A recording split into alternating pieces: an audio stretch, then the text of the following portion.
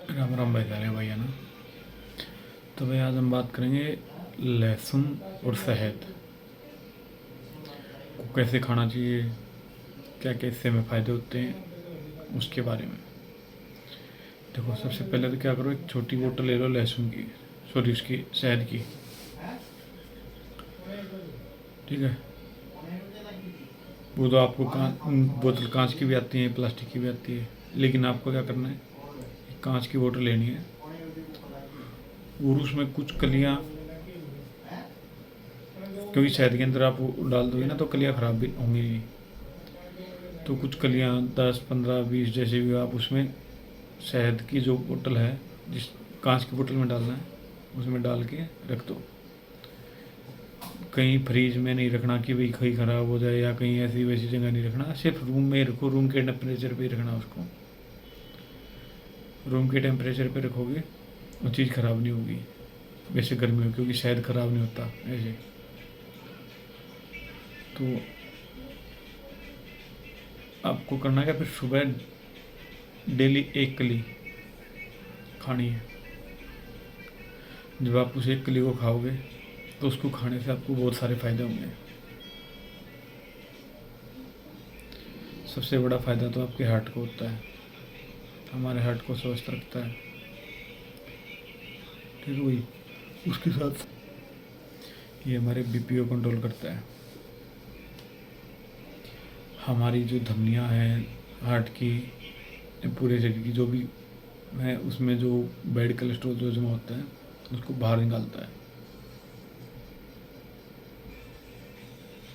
BP control करता है। अगर इस चीज़ से कोई भी चीज़ इनमें से अगर हमारे शरीर में नहीं है तो हमें हार्ट की दिक्कत ही नहीं आएगी। हार्ट स्वस्थ रहेगा, बीपी कंट्रोल रहेगा, जो हमारा एलडीएल कोलेस्ट्रॉल है वो बाहर निकलेगा। जब एलडीएल कोलेस्ट्रॉल ही नहीं है तो वो कोई दिक्कत आनी नहीं। तो ऐसे हमारा हार्ट भी सेफ रहेगा भाई। उसके साथ साथ भाई ये हमारा जो इम्यूनिटी सिस्टम है उसको बूस्ट करता है, हमें बीमारियों से लड़ने की क्षमता देता है। सर्दी खांसी जुकाम जो होती हैं या गले में खराश वगैरह हो जाती है तो उनसे भी हमें लड़ने की क्षमता देता है ये।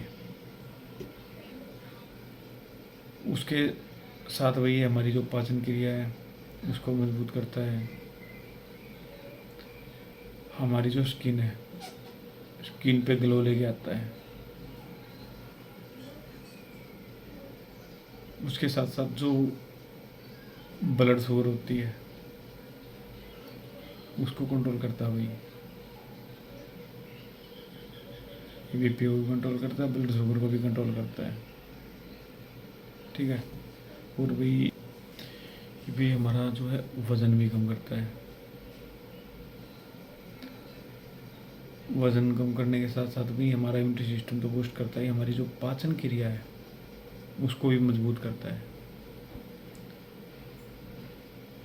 ठीक है। कुछ भाइयों को रहती है कब्ज़, रहती है गैस, रहती है, तो इसका सेवन करने से जिन भाइयों को कब्ज़ रहती है, गैस रहती है, उनकी यानी कि जो एसिडिटी है, कब्ज़ और एसिडिटी की समस्या भी धीरे धीरे आपकी ख़त्म हो जाएगी। तो आपको ज़्यादा करना कुछ नहीं है, एक छोटी सी सी ले लो, आ जाएगी, 50 60 रुपये की आ जाएगी। उसे एक छोटी सी थोड़ी सी बड़ी बोतल में डाल लो, उस शहद को थोड़ी सी बड़ी बोतल में डाल लो, क्योंकि इसमें आपने कलियाँ भी डालनी है। कितनी कलियाँ डालनी है, क्योंकि जितनी भी कलियाँ आप डालोगे उसमें प्रॉपर भीग जानी चाहिए, उसमें डूब जानी चाहिए।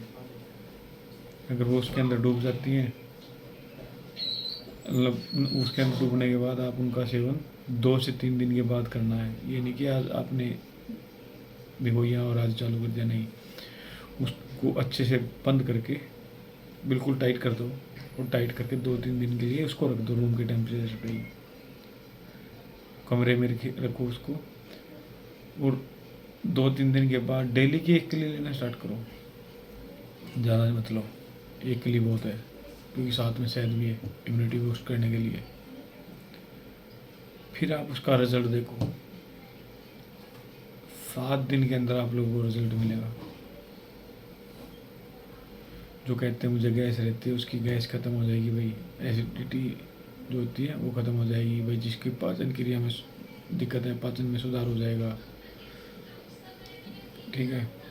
और भाई हार्ट से रिलेटेड कोई भी छोटी मोटी बीमारियाँ चल रही हैं, भाई थोड़ा बहुत बीपी बढ़ता है, कुछ भी है, या एलडीएल कोलेस्ट्रॉल बढ़ा हुआ है, तो ये सारी चीज़ें उनकी धीरे धीरे भाई मैनेज हो जाएंगी और आपको कोई भी दिक्कत नहीं आएगी। तो शहद के और लहसुन के भाई बहुत सारे बेनिफिट हैं, तो आप लोग को इसका सेवन करना चाहिए। खाली पेट सुबह सेवन इसका करना है। आज के लिए इतना ही, धन्यवाद।